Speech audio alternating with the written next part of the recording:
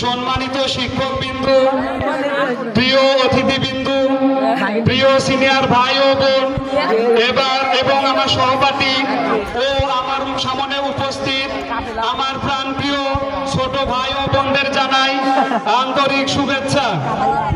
আজকের এই বিদায় অনুষ্ঠান আমাদের জন্য একদিকে আনন্দের তেমনি অন্যদিকে কষ্টের, কারণ আজ আমরা বিদায় জানাতে যাচ্ছি আমাদের প্রিয় সিনিয়র ভাই ও বোনদের, যারা সবসময় আমাদের পাশে ছিলেন।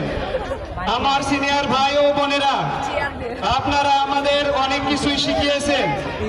পড়াশোনার পাশাপাশি কিভাবে একটু ম্যানেজ করে চলতে হয় সেটাও শিখিয়েছেন। আর এখন একটু স্যার ম্যাডামদের কথায় আসি। আমাদের স্যার ম্যাডাম এতটাই দয়ালু যে ক্লাসে একটু ভুল করলেই সাথে সাথে আমাদের প্রতি বিশেষ মনোযোগ দেন। আর পরীক্ষা আসলে যেন তাদের ভালোবাসা হঠাৎ করে বেড়ে যায়। তবে প্রশ্নপত্র দেখে আমরা তখন বুঝি, কখনো মনে হয়েছে স্যার ম্যাডামরা আমাদের ভবিষ্যৎ গড়ার পাশাপাশি আমাদের ধৈর্যের পরীক্ষা নিচ্ছে। তবে সত্যি কথা বলতে এই শাসন, এই কড়াকড়ি সবই আমাদের ভালো মানুষের মতো করে তোলার জন্য। আজকে হয়তো আমরা হাসি ঠাট্টা করছি, কিন্তু আগামী দিনে এই মুহূর্তগুলো সবচেয়ে বেশি মিস করব।